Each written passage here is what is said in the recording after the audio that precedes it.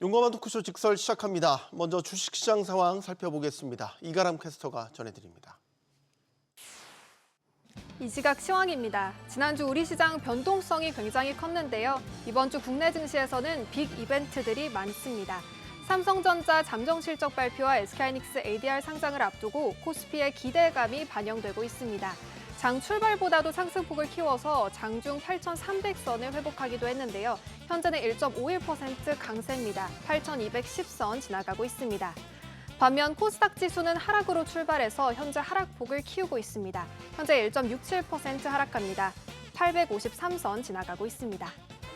수급 상황 살펴보겠습니다. 유가증권 시장에서 외국인 지난주 11거래일 연속 매도 우위를 기록했는데 오늘도 팔아내고 있습니다. 다만 계속해서 매도 규모가 줄어들고 있는데요. 현재 1,300억 원 넘게 순매도하고 있습니다.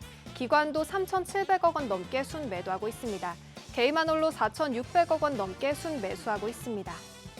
코스닥 수급도 살펴보겠습니다. 코스닥에서도 개인만 홀로 사자 포지션 취하고 있습니다. 2,200억 원 넘게 순매수하고 있고요. 외국인과 기관은 동반 매도 우위 기록하고 있습니다. 외국인은 1,700억 원 넘게, 기관은 500억 원 가까이 팔아내고 있습니다. 시총 상위 종목들 살펴보겠습니다. 삼성전자는 내일 잠적 실적을 발표할 예정인데 장 출발보다도 상승폭을 소폭 키우면서 시장 상승을 주도하고 있습니다. 현재 3.72% 강세입니다. 32만 원 선 회복했습니다. SK하이닉스도 1.32% 강세 기록하면서 245만 원 선 지나가고 있습니다. SK스퀘어도 3.65% 강세, 삼성전자 우선주도 3.85% 상승하고 있습니다. 삼성전기는 올 상반기 상승률 1위 종목이자 외국인 순매수 2위 종목으로 집계됐는데 오늘은 3.72% 하락하고 있습니다. 191만 원 선 지나가고 있습니다.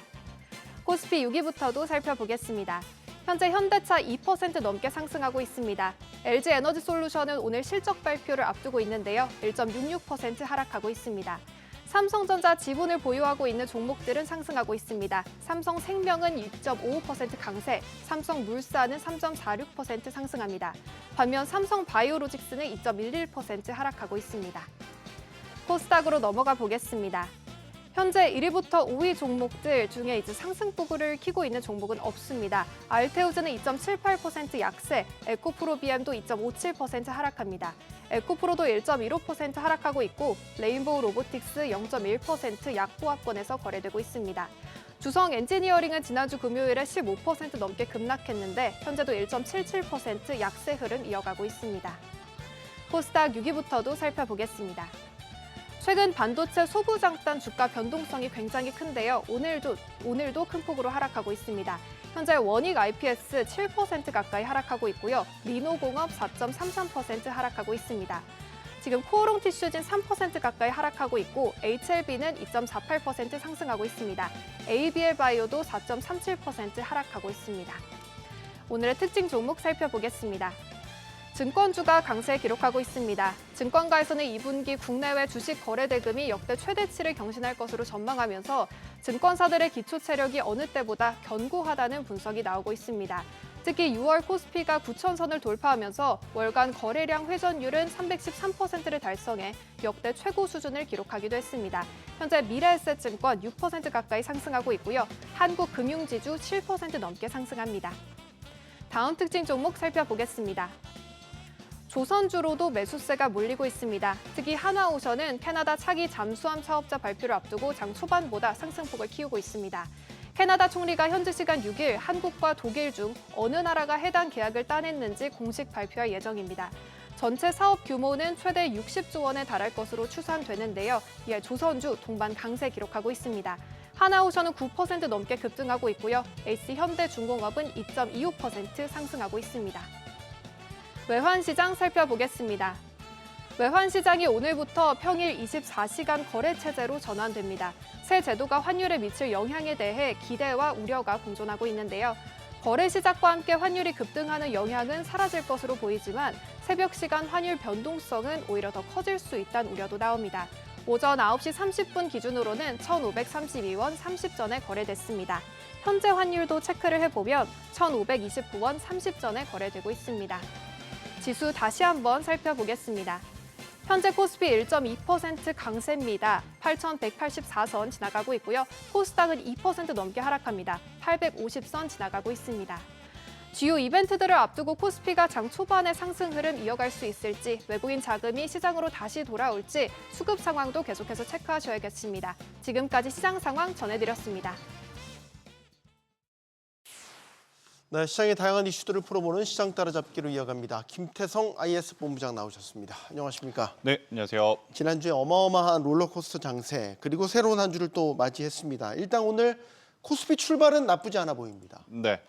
일단 뭐 코스피는 역시나 삼성전자와 SK하이닉스가 있고 현재 나스닥 선물지수 자체가 워낙 강한 모습을 좀 보이고 있다 보니 투탑에 대한 기대감, 투탑에 대한 모습은 굉장히 좋은 상황이긴 하지만 또 여기에 극한의 쏠림으로 인해서 한쪽이 또 어두운 면들이 계속 부각이 되고 있다고 좀 보시면 될 것 같습니다. 상대적으로 코스피는 지금 1%대의 강세를 보이는 반면에 코스닥 같은 경우에는 낙폭이 점점 커지면서 2%가 넘어가는 지금 조정을 보이고 있다는 게 가장 투자자분들 혹은 시청자분들에게 있어서 속상한 요인 중에 하나이긴 할 텐데 그래도 제가 최근에 오전 9시부터 10시 반, 11시 2시간 정도의 수급을 체크를 하고 있는데 최근 10거래일 내에 외국인들의 매도세가 가장 적은 날이긴 합니다.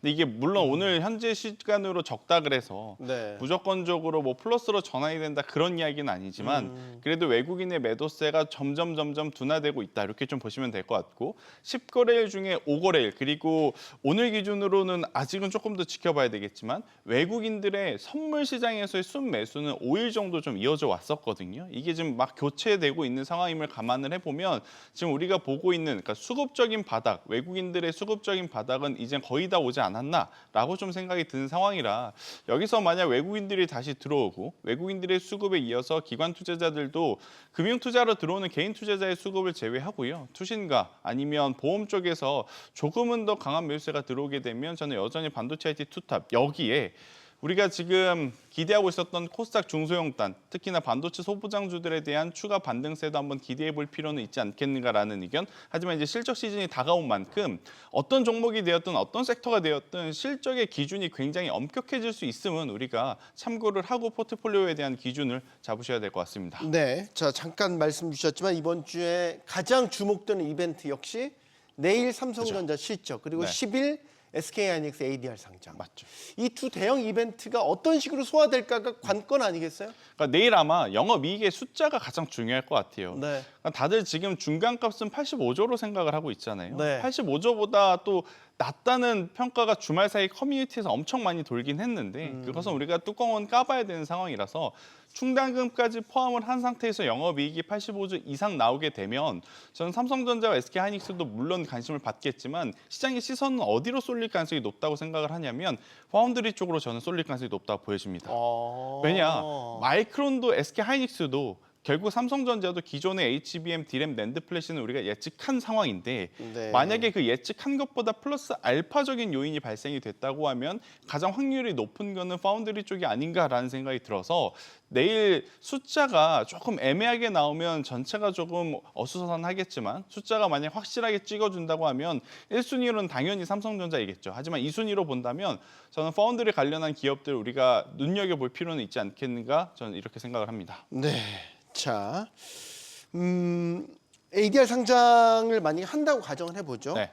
그러면 이제 뭐 하이닉스 같은 경우는 외국에서 거래가 되는 거니까 현재 자금들이 좀 더 쉽게 하이닉스 주식을 사고 팔 수 있게 되는 거니까 맞죠. 유동성이 좀 풍부해지죠. 풍부해진다. 네. 그런 기대를 할 수 있겠고 또 하나는 이제 오늘부터 우리 24시간 외환 거래 시작이잖아요. 네. 이젠 공휴일도 일요일 빼고는 되죠. 그러니까 이제 네. 이거는 그러면 어떻게 영향을 줄 것인가? 왜 이 질문을 드리냐면 외국인 매도세가 너무 지금 맞아요. 심하니까 이제 뭐 다 시장을 어지럽혀 놓으니까 이거 되면 좀 진정되나? 뭐 직접적인 효과는 아니겠지만 시장의 그죠. 구조가 바뀌는 거니까 어떻게 작용을 할까 궁금해요. 일단은 원래 오전 9시에 시작해서 다음 날 새벽 2시까지 이제 열려 있는 시간을 그러니까 계속 24시간 개방을 하는 거죠. 여기서 이제 우리가 기업 입장에서 생각을 해보면 언제 가장 그러면 이점을 볼 수 있냐면 만약 새벽 2시에 우리가 외환시장의 거래가 끝났는데 그 이후에 미국에서 굉장히 많은 뉴스들이 쏟아지면서 환율에 대한 변동성이 나타나게 되면 우리는 그동안에 그 사이에 방어를 하지 못하고 그 다음 날 시초의 갭에 엄청나게 큰 어떻게 보면 반응을 해왔었거든요. 그런데 네. 24시간 개방이 되게 되면 언제 어느 때서든지 수출 매출 비중이 높은 기업들 같은 경우에는 환차손에 대한 방어를 언제든지 할 수 있다. 이렇게 좀 이해를 하시면 될 것 같고요. 우선 근본적으로 지금 높아져 있는 원달러 환율을 잡기에는 사실 24시간 개방의 역할이 그렇게 크지는 않을 거예요. 저는 근본적으로는 뭐 정부의 개입 이것도 중요하긴 하겠지만 지금 미국과 우리나라의 금리 격차가 조금 먼저 좁혀져야 환율이 어느 정도 안정화될 가능성이 높지 않겠나라는 의견을 먼저 드려보도록 하겠습니다. 자, 반도체 대형주 이야기를 조금만 더 해보도록 하죠. 일단 반도체 대형주가 지난주에 마지막 거래일에서는 일단은 크게 반등을 하면서 회복을 하긴 했는데 걱정이 이제 이거죠. 변동성이 일단 너무 크다. 조금만 뉴스 뭐 나오면 이렇게 대형주들이 휘청휘청 거려버리니까 또 꽤 많은 비중을 갖고 있잖아요. 우리 코스피 안에서도 맞아요. 절반 이상을 갖고 네. 있으니까. 그러니까 지금 다 고민이 그 시점일 거예요. 더 담아도 되나? 혹은 없는 분들 똑같은 고민이 반복이긴 한데 그래도 또 한 번 질문 드릴게요. 그러니까 지금 저는 어떻게 생각을 하냐면 과연 삼성전자와 SK하이닉스가 만약에 우리가 우려하는 것처럼 걱정하는 것처럼 조금 힘든 모습을 보이게 된다면 과연 그때 다른 섹터가 살아날 수 있을까? 저는 그건 어렵다고 봅니다. 삼성전자, SK하이닉스가 어느 정도 잘 버텨줘야 순환매도 지금 돌아가는 거지. 네. 만약 삼성전자, SK하이닉스가 우리가 생각했던 영업이익률을 혹은 영업 마진율을 확보를 하지 못하는 모습들이 보이게 되고 글로벌 전체적으로 하이퍼스케일러 기업들이 이 캐펙스 투자에 대한 규모가 정체가 되거나 조금 감소만 하게 되더라도 지금 삼성전자, SK하이닉스는 저는 크게 흔들리면서 다른 섹터까지도 다 같이 힘들어질 가능성이 높다고 좀 보여져요. 대신에 이제 이건 나중 이야기이지 현재로서는 어느 누구 하나 지금 캐펙스 투자 규모 줄일 생각은 없어 보이는 게 팩트인 것 같고요. 마이크론 테크놀로지 컨퍼런스 콜에서 우리가 무엇을 확인할 수 있었냐면 LTA라고 하는 롱텀 계약이 전체 매출에서 지금 30%가 넘어간다는 겁니다. 여러분들 기업은요. 이 자사원, 그러니까 자원봉사를 하는 쪽이 아니에요. 이윤이 남아야 네. 회사를 굴리는 입장인데 이렇게 높아져 있는 가격, 뭐 1-20% 상승한 게 아니라 작년 대비 뭐 300-400% 상승한 이 메모리 칩을 그들이 3년 동안 묶어서 장기 계약을 했다는 건 그만큼 더 가격이 올라갈 것에 대한 부담감을 느끼고 있고 수요는 확실하다라는 것을 우리는 간접적으로 확인을 할 수 있는 부분이기 때문에 아직까지는 삼성전자, SK하이닉스에 대해서는 조금 걱정하실 필요는 없어요. 근데 여기서 제가 걱정하지 말자는 건 돈을 버는 구조에 대한 걱정하지 말자라는 거지 수급적인 어떤 변동성은 우리가 이제는 감내는 해야 되는 구간에 온 것 같습니다. 해서 네. 삼성전자, SK하이닉스는 저는 밸런스 있게 같이 사는 게 일단 가장 중요하고요. 두 번째로는 삼성전자 따로 SK하이닉스를 따로 살 수 없으면 이거 같이 묶어놓은 ETF가 있잖아요. 여기서 제가 이야기 드리는 ETF는 단일 레버리지 상품 절대 아닙니다. 네. 코덱스 반도체 ETF, 타이거 반도체 ETF 이러한 쪽으로 삼성전자와 SK하이닉스 비중이 비슷하게 들어가 있는 ETF 상품을 저는 한번 골라보시는 게 나을 것 같고 왜 제가 이 ETF들을 이야기를 하냐면 삼성전자 주당 30만 원 넘죠. SK하이닉스도 이제 주당 200만 원이 넘어가잖아요. 여러 번 사기가 어렵다는 거예요. 근데 제가 말씀드리는 ETF는 다 20만 원 내외이기 때문에 개인 투자자 입장에서는 최대한 분할 매수를 좀 하기에는 용이할 수 있지 않을까. 저는 이런 설명을 한번 드리겠습니다. 네. 아까 파운드리 이야기하셨잖아요. 네. 그러니까 실적에 대한 확인이 거치면 파운드리가 주목받을 가능성이 있다. 네. 이 얘기는 지난주에 사실 뉴스가 하나 있었잖아요. 엔트로피. 엔트로픽이 AI 칩을 삼성전자랑 생산하기 위해서 이제 논의한다. 엔트로픽이라는 큰 대여가 만약에 삼성전자와 파운드리 손을 잡는다. 궁금한 건 이거예요. 삼성전자 주가에 지금 파운드리가 얼마나 기여를 하고 있냐. 기여도가 없다라고 봐야죠. 지금은 없죠. 오히려 마이너스일 때가 네. 많았죠. 네. 근데 이제 엔트로픽에 앞서 테슬라 이렇게 소위 말해서 이 큰 커스터머들을 잡으면 이제 드디어 주가에 그렇죠. 플러스 알파로서 파운드리가 역할을 하게 되는 건가요? 네, 일단 두 가지만 우리가 확인을 하면 됩니다. 테슬라, 애플, 여기 엔트로픽, 그리고 이제 단독 보도이긴 하지만 지금 슬슬 메타에 대한 이야기도 나오고 있는데 네. 일단 단독 보도니까 이것은 좀 논외로 치고요. 만약 세 기업에서 들어오는 물량 자체가 아직은 얼마나 큰 규모인지 확인되진 않았지만 이제 점점 구체화될 가능성이 굉장히 높거든요. 그러면 첫 번째로는 해당 기업들의 이 삼성전자 파운드리에게 보내는 수주 잔고가 얼만큼인지 우리가 확인을 한 다음에 두 번째 이제 마진율, 수율만 체크를 하면 돼요. 그동안에 수율이 워낙 안 좋았잖아요. 네. 지금 미국의 인텔도 파운드리를 할 수 있긴 하지만 선뜻 자국 내 기업들이 인텔에 못 맡기는 이유가 뭐예요? 뭐 기술력에 대한 부분도 있긴 하겠으나 수요를 못 맞추기 때문에 그렇거든요. 이게 수요율이 기본적으로 65% 이상 올라와야 파운드리의 마진율이 올라간다고 합니다. 만약에 삼성전자가 영업이익률이 파운드리로부터 흑자 전환을 성공을 했고 고객들을 많이 받았다면 이 가장 걱정했었던 수요율이 최소 60% 이상, 65% 이상 구가되는 상황임을 감안을 해보면 저는 파운드리에 대한 거는 기대가 굉장히 가속화될 가능성이 높아 보인다고 생각이 들고 있고 더군다나 수요율이 올라가면 올라갈수록 들어가는 소재와 부품에 대한 소모성은 커지겠죠. 그리고 장비에 대한 교체 주기도 엄청나게 또 빨라지겠죠. 그래서 반도체 소부장 내에서도 기존에 우리가 봐왔었던 전공정, 후공정 같은 경우에는 이제는 단기간 안에 너무 많이 올랐기 때문에 다가오는 실적 시즌의 기준이 굉장히 엄격할 것 같고 대신에 파운드리는 올라온 게 많지 않습니다. 대표적으로 파운드리 하면 가온칩스, AD 테크놀로지처럼 디자인 하우스 관련 종목군들 혹은 두산 테스나와 같은 후공정 테스트 장비 쪽들 이쪽인데 이쪽은 저는 여전히 올라갈 수 있는 폭 자체가 조금은 더 남아있지 않겠나라는 의견 한번 드려보도록 하겠습니다.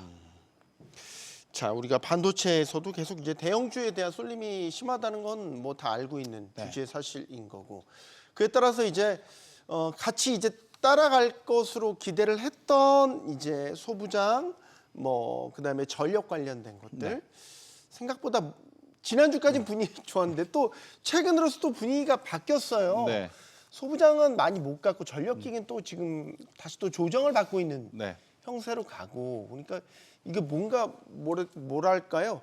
그러니까 전력만 예를 들면 수주 잔고도 어마어마하게 많이 남아 있고 최근에 이제 대규모 수주 뉴스들도 나오고 괜찮은 것 같은데 주가가 거기에 이렇게 잘 호응을 못하는 것 같아요. 이게 조금은 이제 속상할 수 있을 것 같긴 한데 미국의 전력기기 기업들이 막 치고 가지 못하니까 오히려 우리나라 전력기기주들의 그냥 가치가 미국 기업들 대비해서 이제는 싸지 않다. 오히려 비슷하거나 조금 비싸졌다라는 논리가 좀 작용이 되는 것 같아요. 그러다 보니 미국 내에서도 이튼과 같은 대표적인 기업들은 여전히 추세가 견고한 반면에 다른 기업들 같은 경우에는 이튼이라고 하는 기업과 상대적으로 비교를 했을 때 비싼 기업들은 지금 차익 매도 물량이 일부 조금 프로그램 쪽으로 나오고 있는 것으로 보여져요. 해서 우리나라 전력기기 3대장도 수주 잔고 전혀 이상 없고요. 이번에 판매 데이터를 통해서 우리가 판가를 확인을 했더니 여전히 초고압 변압기에 대한 가격대는 굉장히 높고요. 하지만 어떻게 보면 이제 수급적으로 이제 견뎌내야 되는 과정들이 일부 한 몇 거래일 정도 좀 늘어진다고 하면 7월 달은 우리가 견뎌내야 되지 않겠나 싶고요. 대신에 만약 전력기기가 조금은 아쉽다고 하면 전력기기의 아쉬움을 지금 전선주들이 충분히 저는 만회 아니 혹은 회복을 좀 시켜줄 수 있지 않을까라는 생각이 들어요. 대표적으로 가온전선이 있고요. 대한전선이 있고 대원전선이 있는데 일단 전선주들 같은 경우에는 마찬가지로 시공 능력에 따라서 물론 영업 마진율에 대한 고민이 있겠지만 우리나라 전선주들은 지금 첫 번째로는 역대 최고 수주 잔고를 지금 보유하고 있다. 그리고 두 번째로는 현대는 새만금이고 지금 반도체는 뭐 여러 지역에 투자를 한다라는 이야기를 하고 있는 상황이다 보니까 해외와 국내 모두 지금 인프라 구축을 통해서 전력 전선 수요가 계속 늘어날 가능성이 높다고 보고 있거든요. 그래서 전력기기가 지금 PER 기준으로 기업의 가치에 대한 부담감을 안고 있다면 오히려 전선주들 같은 경우에는 지금의 위치가 좀 기회일 수 있겠다 생각을 하고 있고 BOA에서 올해 하반기죠. 올해 하반기에 굉장히 눈여겨봐야 되는 자산 중에 하나를 뭘 꼽았냐면 구리를 꼽았습니다. 만약 구리의 가격이 지금 여기서 상승 변동성을 보이게 되면 당연히 전력기기뿐 아니라 전선주들도 판가 인상에 따른 수혜를 또 받아볼 수 있는 요소들이 많거든요. 그래서 저는 전선주들은 지금 여전히 괜찮은 매력적인 구간에 있지 않을까 이렇게 설명을 한번 드리도록 하겠습니다. 알겠습니다. 자, 우리나라 반도체 수출 실적 너무 좋지만 수출이 반도체만 있는 건 아닙니다. 다른 데 아주 돋보이게 잘하는 데가 있는데 규모 자체는 크지 않지만 아주 성장률이 가파른. 그래서 돋보이는 화장품. 네. 화장품주는 몇 번 제 기억에도 본부장님이 얘기를 하신 네. 적이 있어요. 굉장히 돋보이는 섹터로 말이죠. 그러니까 개인적으로 올해 실적 성장폭이 가장 큰 쪽 중에 하나는 저는 뭐 증권주가 지금 당연히 거론이 될 수밖에 없긴 하겠지만 화장품 쪽도 계속 눈여겨봐야 된다. 일단 첫 번째로는 뭐냐면 기초 화장품이 있고 색조 화장품이 있는데 최근에 수출 데이터를 보니까 압도적으로 기초 화장품에 대한 판매량이 늘어났거든요. 근데 화장품 입장에서는 어떤 걸 팔면 더 이득이 되냐 내가 물어봤더니 색조보다 확실히 기초를 팔아야 마진율이 훨씬 더 많이 남는다고 합니다. 그런 상황이라서 다가오는 분기뿐만 아니라 연말까지도 이 기조가 이어지게 된다면 화장품주들에 대한 실적은 여전히 높아질 가능성이 높아요. 그런데 이제 여기서 어느 브랜드가 이제 성공할지 참 개인 투자자 입장에서는 판단하기가 어렵잖아요. 그러면 OEM사를 보자 이거죠. 대표적으로 한국홀마가 있겠고 아니면 뭐 여러 가지 제품들을 좀 하고 있는 기업들 되게 많거든요. 코스맥스와 같은 기업들. 네. 그래서 이런 OEM사를 한번 보시는 것도 괜찮을 것 같고요. 또 주말 사이에 오늘 파세코랑 신일전자와 같은 또 에어컨 냉난방기 관련주 엄청나게 크게 오르잖아요. 이게 이제 유럽에서 혹은 미국에서 지금 폭염 때문인데 에어컨 대란이죠. 네. 근데 이걸 화장품 내에서 봤더니 지난 10거래일 기준으로 선크림 제품이 엄청나게 많이 팔렸다 그래요. 그러면 이쪽에 또 포인트를 갖고 있는 기업이 선진 뷰티 사이언스와 같은 기업들, 아모레 퍼시피카 같은 기업들은 다시 한번 또 상승할 수 있는 요소가 되는 거니까 이 부분을 저는 여러분들이 놓치지 않고 한번 틈새 시장으로서 공략해보는 것도 괜찮지 않을까라는 의견 드리겠습니다. 네. 이제 기후까지 신경을 써야 그러니까요. 상황이 됐군요. 자, 아까 증권주 잠깐 얘기하셨지만 이제 금융 전반적인 섹터 중에서 은행주, 증권주 최근 흐름 괜찮았잖아요. 실적 시즌이잖아요. 네. 그러면 증권주는 사실 이제 거래량에도 많이 연동이 되고 은행주 같은 경우는 사실 뭐 배당도 괜찮고 하니까 시장 전체적으로 이제 기술주들이 좀 빠질 때 은행주들이 좀 돋보이는 경향이 있고 말이죠. 네. 그래서 그런 건가요? 최근의 흐름은 어떻게 봐야 됩니까? 그것보다 지금 금리 인상 우리나라는 금리 인상이 좀 가능하다라고 판단을 되다 보니까 은행주들이 슬슬 그 영향을 받고 있는데 네. 은행주들 보실 때 저는 딱 하나만 보시면 된다 생각을 합니다. 다 비슷해요. 은행주가 됐건 증권주가 됐던 해당 섹터 내의 종목군들이 다 비슷하지만 은행주 같은 경우에는 PBR 1배 이하인 종목을 그냥 공략을 하는 게 지금은 좋을 것 같아요. 우리가 2년 전에 저 PBR 관련주라 그래서 가장 대표적이었던 업종이 은행주였습니다. 네. 근데 여전히 PBR 1배에 넘어가는 종목이 많지는 않고 PBR 1배가 안 된 종목군들 중에 우리가 봐야 될 종목군 중에 하나는 저는 신한지주라고 좀 말씀을 드리고 싶고요. 증권주 같은 경우에는 아무래도 이제 키움증권처럼 그러니까 리테일 쪽, 그러니까 개인 투자자들이 많은 것도 굉장히 좋겠지만 뭐 투자 부분 아니면 자산 부분을 좀 감안을 했을 때 그리고 ETF에 대한 거래 대금을 생각을 했었을 때는 삼성증권이 가장 또 좋지 않겠는가라는 생각이 들어서요. 여러 기업을 좀 보시기보단 은행 쪽에서는 PBR 1배 이하인 종목을 그리고 증권 쪽에서는 ETF에 좀 특화되어 있는 기업들 위주로 한번 보는 게 조금 더 낫지 않을까라는 의견을 한번 드려보도록 하겠습니다. 네. 자, 오늘 코스닥이 좀 빠지고 있기는 한데 제약바이오주에 대한 관심은 아직 이릅니까? 7월에 좀 이벤트들이 있어서 네. 일단 지난달에는 바이오 USA가 있었고 그다음에 이달에는 예를 들면 코오롱 티슈진 같은 곳에서 뭐 TGC 3상 결과 발표도 예정돼 있고 말이죠. 뭔가 미국에서는 사실 좀 기술주에 빠진 게 순환매적으로 바이오주, 제약바이오 쪽으로 가기도 하고 그랬는데 우리는 아직 그런 흐름은 포착이 안 되고 있어요. 일단 미국의 헬스케어 종목군들이 강한 것과 우리나라 제약바이오의 결은 좀 다릅니다. 네. 그러니까 그들은 일라이릴리를 포함해서 에브비라든지 존슨앤존슨, 머크사가 동일하게 두 가지의 공통점이 있어요. 역대 최대 매출을 기록하고 있고요.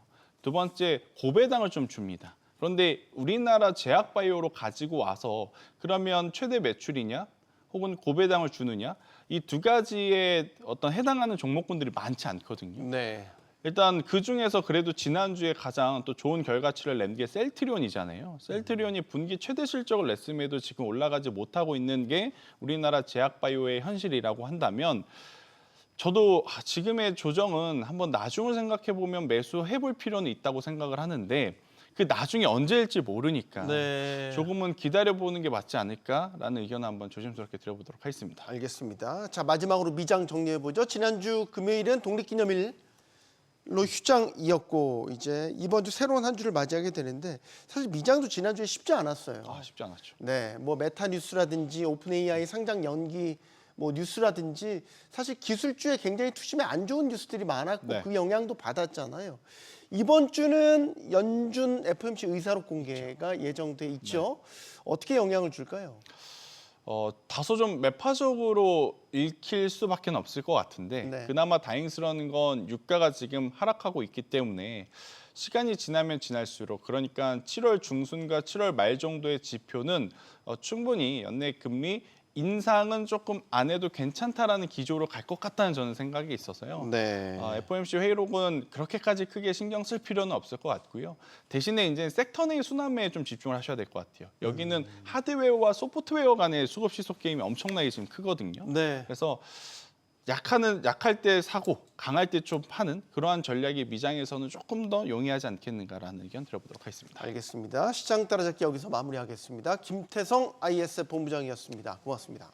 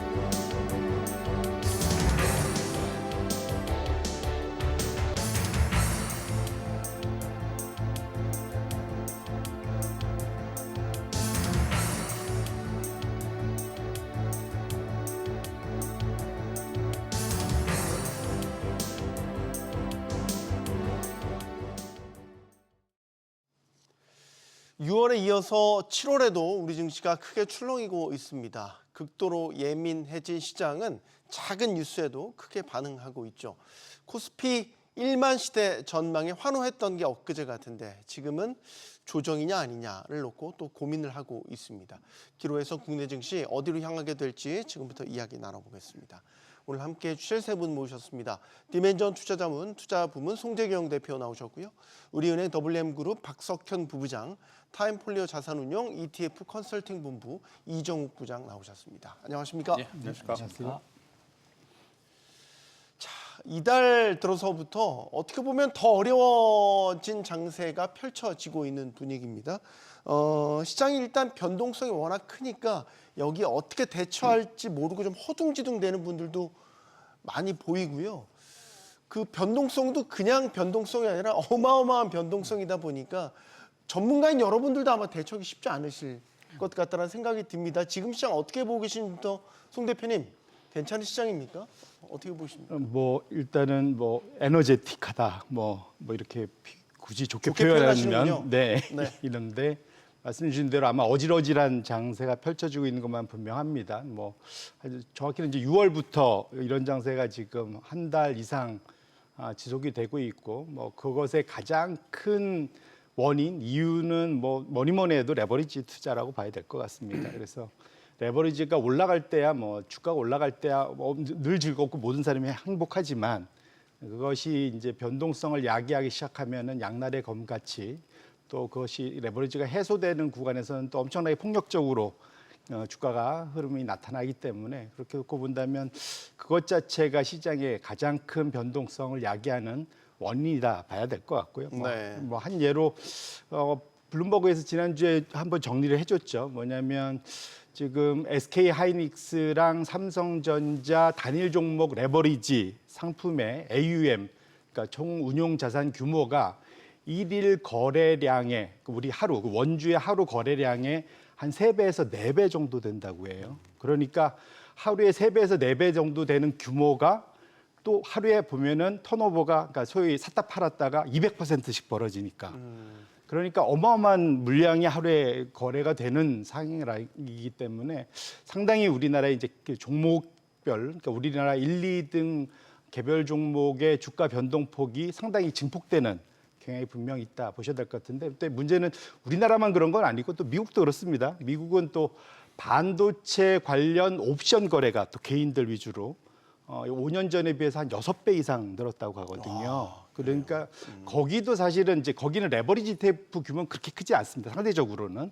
그러니까 예를 들면 마이크론의 아까 같은 기준으로는 한 0.3배, 원주 거래량이 한 0.3배, 엔비디아는 0.2배 정도 돼서 적긴 한데 반면에 거기는 또 옵션으로 좀 더 화끈하게 거래하고 있기 때문에 결국은 지금 전 세계 시장의 큰 흐름은 개인 투자자들이 레버리지 상품들을 활용해서 ETF든 옵션이든 활용을 해서 올라갈 때 더 빨리 올라가고 싶어하는 그 욕망이 현재 이제 어느 정도는 목에 차와 가면서 변동성이 나타나고 있는 거 아닌가 저는 그렇게 생각하고 있습니다. 다 좀 들어볼까요? 시장 진단에 대한 질문부터 먼저 드리고 부부장님. 일단 앞에서 말씀해 주셨듯이 이제 변동성이 커졌는데 변동성이 커진 이유를 이제 아무래도 일단 수급적인 관점에서 찾을 수가 있는 것 같고요. 네. 근데 뭐 개인 투자자들이 옛날 같지 않아서 옛날처럼 민병수막하지는 않습니다. 개인 투자들도 투자 원칙을 잘 따라가고 있기 때문에 그 이익 전망치가 좋아지는 회사가 주가가 좋다라는 부분을 다 알고 계세요. 그렇기 때문에 삼성전자하고 SK 하이닉스 쪽에 매매가 몰리는 이유가 근본적으로는 이 회사들의 이익 전망치가 상당히 독보적이기 때문이다라고 봐야 될 것 같고요. 네. 일례로 올해 코스피 영업이익 전망치가 연초에 한 420조, 430조였는데 지금 930조거든요. 500조 원이 올라왔어요. 500조 원 올라왔는데 반도체 업종 상향 조정이 500조 원이에요. 나머지 업종은 뭐 일부 업종은 좀 오르는 업종도 있겠지만 토탈섬을 해보면 거의 제자리 걸음이다라는 얘기고요. 기본적으로 주가가 이익 전망치 변화에 따라가는 게 기본적인 어떤 흐름이라고 봤을 때 개인 투자자들이 반도체 업종에 집중하는 거는 당연할 수밖에 없는 거고 이 부분이 변동성을 만드는 부분도 어쩔 수 없는 부분이다라고 봐야 될 것 같고요. 근데 이게 뭐 한국 시장만 그러냐 절대 그러지가 않습니다. 올해 이 반도체 업종 쪽이 주가를 끌어올린 게 한국 시장이 한 70%인데 미국 시장에서는 S&P 500 반도체 업종이 S&P 500 지수 끌어올린 게 시가총액 비중이 한 18%밖에 되지 않지만 한 60% 가깝습니다. 미국 시장도 정도의 차이는 있지만 반도체에 집중돼 있는 것은 분명한 사실이다라는 거고 네. 미국 시장 역시 지난해 반도체 업종의 S&P 500 지수 전체 순이익에 대한 어떤 비중이 10%가 안 됐어요. 한 9% 정도였는데 올해 예상치는 지금 15%로 늘어날 걸로 예상을 하고 있습니다. 그만큼 미국도 반도체 업종에 대한 이익 집중도가 커지고 있고 이게 투자자들의 어떤 수급을 반도체 업종에 쏠리게 하고 있는 거는 한국이나 미국이나 정도의 차이가 있을 뿐 똑같다라는 거고 이거의 기반이 이익 전망치의 변화에 있는 거기 때문에 이게 꼭 뭐 쏠림 자체는 나쁜 거지만 잘못된 어떤 흐름이다라고 보기는 어려울 것 같습니다. 어떻게 보면 당연한 그렇죠. 선택의 결과인 것. 우리 말에 물 들어올 때 노저우란 말. 맞습니다. 이걸 나쁘게 말하면 탐욕인데 사실 어느 쪽에서 바라보느냐에 따라서 차이가 있는 것 아니겠습니까? 부장님께도 시장 진단 의견 듣겠습니다. 네, 사실 뭐 변동성이 커진 거를 제외하면은 사실 뭐 모든 증시 사이클에서 뭐 상승과 하락은 번갈아 가면서 나타났었고 네. 지난주 같은 경우에 이제 하락이 나타났었던 이유가 뭐 그 애플이 갑자기 뭐 중국 반도체를 좀 쓰겠다라는 그런 얘기도 좀 있었고 그랬죠. 주초에 그 뉴스도 있었죠. 그리고 이제 메타가 그 잉여 데이터 센터를 임대하는 사업을 하겠다라는 이제 이슈로 하락을 했었는데요. 이게 뭐 상승을 많이 했기 때문에 그런 뉴스에 당연히 좀 차익 실현이 나오면서 하락하는 것은 맞고요. 근데 이 하락하는 폭 자체가 이제 아까 앞에서 말씀하셨던 것처럼 레버리지 ETF들 관련된 물량 때문에 이제 낙폭이 빠질 때는 과대하게 빠지고 또 반면에 또 오를 때는 또 과하게 오르거든요. 그러니까 이게 오를 때 내가 못 살까 봐 두려워하는 그런 공포, 포모의 공포와 빠질 때 이거 너무 많이 빠지는데라는 그 공포가 사실 상존하고 있는 시장이기 때문에 이게 증시가 어려운 거지. 사실 모든 증시는 오를 때 올랐다가 또 조정을 받을 때는 적당히 조정을 또 받아야 되는 게 사실 정상적인 증시이기 때문에 지난주에도 뭐 정상적인 조정을 받았다라고 저는 생각을 하고 있고 네. 이 지난주에 나왔던 우려들도 사실 아직 확인된 결과가 아니거든요. 이게 뭐 애플이 그렇죠. 그럴 것 같다라는 네, 사실 네, 관측적 네, 기사 우려기 때문에 네. 당연히 뭐 증시는 좀 조정을 받겠지만 또 이게 아니다. 뭐 미국 정부에서 뭐 애플이 중국 칩을 못 사게 하면 다시 또 반등을 하게 되고 그런 식으로 흘러갈 거기 때문에 크게 뭐 우려할 건 아니라고 저는 생각을 하고 있고 그냥 이 변동성 자체만은 조금 주의해야 될 필요가 있다. 그리고 이 뭐 증시 고점에서 변동성이 크게 나타나면 항상 뭐 우려를 해야 된다라고 많이들 말씀을 하시는데 이 네. 변동성의 이유 자체가 사실 명확하지 않습니까? 6월달에 나온 상품 때문에 그런 것이고요. 해외 IB들의 이제 뭐 전망치를 보면은 그 하이퍼 스케일러들의 이제 캐페스 전망치도 계속 지금 상향이 되고 있고 뭐 3분기에도 계속 상향이 되고 있기 때문에 큰 틀의 AI 사이클은 계속 진행되고 있는데 이 변동성이 크기 때문에 거기에 대한 우려가 좀 있을 수 있다라는 정도만 생각하시면 될 것 같고 뭐 메모리 같은 경우도 지난주에 뭐 삼성전자와 하이닉스도 계속 뭐 3분기에도 뭐 메모리 가격을 올리겠다는 얘기가 나오기 때문에 네. 아직 피크는 아니다라는 생각을 하고 있습니다. 네. 그러면은 부장님께서는 코스피 만 시대에 대한 예를 들어 하반기 혹은 네. 그 넘어서까지 만으로 갈 수 있는 그 우리 동력은 여전히 갖고 있다라고 맞습니다. 네, 그래서 이런 믿어도 우려들, 될까요? 신뢰를 뭐 하고 우려들이나 이런 변동성만 좀 잦아들면은 충분히 뭐 실적적 추정치가 계속 올라가고 있기 때문에 만 정도는 가능하다고 생각하고 있습니다. 요즘에는 외국계 증권사가 우리 코스피를 더 긍정적으로 더 공격적으로 예를 들어서 목표 지수 자체도 막 높여졌고 막 이러는 것 같아요. 조정받을 때 매수 늘리라고 하고 막 이런 거 보면 말이죠. 그러면 일단 우리가 만이라는 상징적인 어떤 그 고지를 가는 데 있어서 지금은 약간의 잡음, 노이즈 정도로 봐야 되는 건가? 15,000, 2만 가면 좋겠는데 일단 15,000원 또 너무 만까지만 논다면 어떻게 보세요? 굳이 이렇게 높여서 이렇게 멀리 볼 필요는 없을 것 같고요. 네. 지금 일단 지수가 이제 8,000포인트대로 내려왔잖아요. 네. 먼저는 9,000포인트 안착 이게 중요할 것 같고 그 이후에 이제 10,000포인트 시도가 있을 수 있다라고 보고 있고요.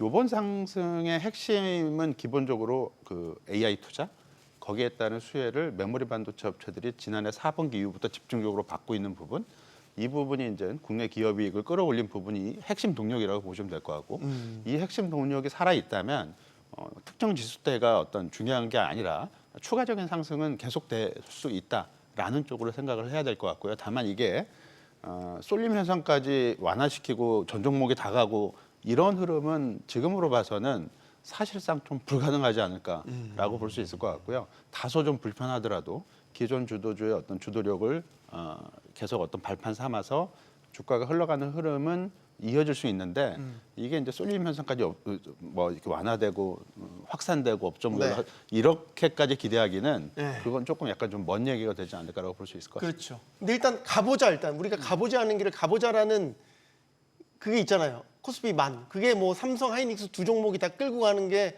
그렇게 구조상 좋아 보이진 않더라도 일단 그 고지를 한번 가본다는 거는 의미가 있잖아요. 당연히 가봐야 되고 뭐 당연히 갈 거라고 저는 생각을 합니다. 말씀하신 대로 왜냐하면 이제 이게 이런 일이 그러니까 우리나라 역사상 처음인 것 같은데 지금 시가총액이 글로벌리 1조 달러가 넘는 회사를 갖고 있는 나라가 미국 말고 우리나라가 거의 유일하지 않을까요? 그죠? 삼성 하이닉스 말씀이시군요. 네, 그렇죠. 네. 그러니까 당연히 그러니까 이미 우리나라의 규모를 넘어선 사실은 그러니까 그런 회사들이 시장에서 거래되고 있으니까 그 두 종목이 시장에 거의 60% 가까운 시가총액 비중을 뭐 찍고 내려오고 뭐 이런 일들을 이제 벌이고 있다라고 해석을 해야 될 것 같고요. 그런데 이제 아까 말씀드린 대로 이제 다만 이게 아까 이제 실적이 당연히 좋으면 주가도 당연히 갈 수밖에 없습니다. 네. 뭐 그건 당연히 당연한 말인데 문제는 이제 두 가지에서 이제 이번 6월, 7월부터 사람들이 뭐랄까요? 이제 약간 불안한 심리가 주가의 변동성으로 나타나는 가장 큰 이유는 뭐냐면 이런 것 같아요. 이제 그러니까 많이들 들고 있는 거죠. 네. 예, 많이들 들고 있는 거죠. 그러니까 원래 누가 계속 새로운 뉴머니가 들어와서 계속 사주면 이런 때 조정받을 때마다 바로바로 벌떡벌떡 다 끌어올릴 겁니다, 사실은. 근데 이전보다는 확실히 이제 수급 탄력이 좀 둔화된 것만은 맞다.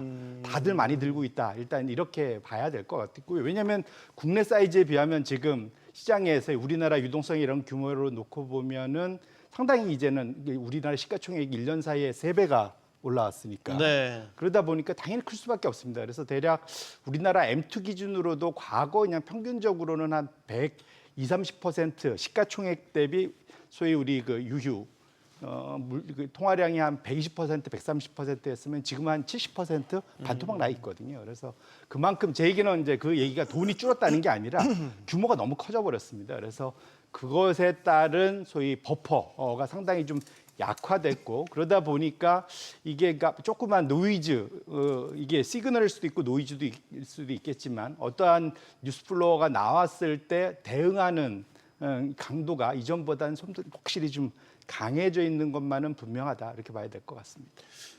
외국인들은 왜 이렇게 파는 거예요? 그런데 이렇게 우리가 예를 들어 펀더멘털 훼손이 없다, 이익 상향 속도나 폭도 다 지금 양호하고 특히 외국계 증권사에서도 좋은 리포트들이 계속 나오는데 외국인들은 왜 이렇게 정작 계속 팔아야 될까? 일단은 뭐 기본적으로 이제 운용사란 저도 오랫동안 전에 운용사에 있어봤지만 운용사다라는 장기간 오랫동안 뭐랄까요 그 노하우가 다져진 게 뭐냐면 특정 업종 종목의 얼마 퍼센트 이상은 담지 못하게 하는 룰들이 기본적으로 깔려 있습니다. 그래서 그걸 넘어가는 순간 우리가 소위 말하는 리밸런싱이라는 거를 아예 의무적으로 하게 돼 있고요. 그것을 소위 이제 이연시키려면 뭔가 노력을 정말 많이 해야 돼요. 뭐 그래서 그런 측면에서 놓고 보면 외국인들이 그러니까 이건 거꾸로 말하면 우리나라 삼전 닉스의 주가가 너무 좋아서 사실은 나타나는 결과다라고 봐야 될 것 같고 네. 예를 들면 우리나라 시장에서 놓고 보면은 삼전 닉스 60% 들고 가야지 합쳐갖고 적어도 근데 포트폴리오 안에서 대략 한 20에서 30% 이상 못 들고 갈걸요 대충 보통 보면은 그래서 그렇게 놓고 본다면 특히 이제 글로벌 펀드들 기준으로 외국인 투자 펀드들 기준으로 놓고 보면 그래서 그렇게 놓고 보면 주가가 그걸 넘어서는 순간마다 기계적으로 차익 실현을 할 수밖에 없는 구조다라고 보셔야 될 것 같아요. 그래서 네. 이거는 우리한테 문제가 있어라기보다는 예. 우리나라 주가가 너무 좋아서 나타나는 아이러니한 현상이다 이렇게 보셔야 될 것 같습니다. 우리 운용사에 계신 이종욱 부장님. 네, 그러니까 운용사들은 그렇게 결국 더 사고 싶어도 못 사는 그것 때문인 거예요? 지금? 사실 그런 경우가 많이 있습니다. 그래서 뭐 그 종목이나 아니면 섹터 제한. 네. 근데 사실 이제 우리나라 같은 경우는 이제 우리나라 안에서만 투자를 하는 경우가 많기 때문에 뭐 섹터 제한 정도로 이제 가지고 있는데요.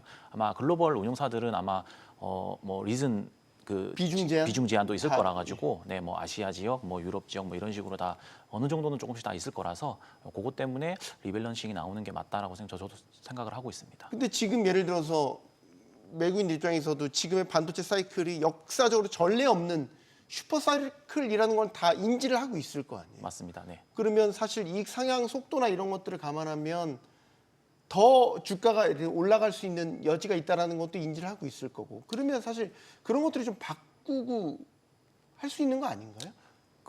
뭐 그렇다고 볼 수 있겠지만 네. 사실 운용사 입장에서는 또 비슷한 다른 종목을 또 찾기도 하거든요. 최근에 사실 뭐 하이닉스를 못 샀기 때문에 스퀘어를 좀 사서 주가가 올라갔던 그런 케이스처럼 그래서 사실 최근에 뭐 대만이라든지 일본 쪽으로 이제 네. 외국인 자금이 흘러가는 이유도 사실 키옥시아도 뭐 낸드 메모리가 있기 때문에 지금 일본에서 가장 그렇죠. 핫하죠. 네, 기업체가. 그래서 네. 한국 비중을 조금 줄이면서 일본으로 넘어간 것도 사실 약간 이런데 약간 영향이 좀 있지 않나 그렇게 생각을 하고 있습니다. 그래서 부부장님 그런 얘기 고객들 만나시니까 진짜 국내 증시에서 번 돈으로 일본 쪽으로 이제 눈을 돌린다 이제 이런 이야기가 있더라고요. 어느 정도 실체가 있는 거예요? 그게? 뭐 국내 시장을 팔아서 일본으로 가고 있는 건지는 모르겠지만 네. 일단 국내 시장을 매도하고 일본 주식을 사고 있는 건 좀 사실인 것 같고요. 사실인 것 같고 이런 측면이 좀 있습니다. 그러니까 전 세계 글로벌 투자자들은 아무래도 이제 지역별로 비중을 어느 정도 기준을 갖고 있습니다. 비중을 좀 넘어가게 되면 자동적으로 이거를 이제 차익 실현을 하게 되는데 이걸 리밸런싱이라고 하죠. 신흥국 시장이 전 세계 시장에서 차지하는 비중은 한 10% 정도 되고요. 선진국 시장이 90% 정도가 돼요. 근데 요즘 올해 들어서 핫한 주식이 주로 이제 신흥국 시장에 많이 몰려 있어요. 네. 반도체 쪽, 메모리 반도체 우리나라 쪽은 대만 아무래도 뭐 이런. 한국 대만이 좀 잡고 있기 때문에 그렇다는 얘기고요. 이게 많이 오르다 보니까 이 리밸런싱이 좀 적극적으로 진행이 되는데 꼭 한국 시장만이 아니라 신흥국 시장에서 선진국 시장으로 리밸런싱이 좀 되고 있는 게 아닌가라고 봐야 될 것 같고요. 실제로 외국인들은 한국 시장에서만 팔고 있는 건 아닙니다.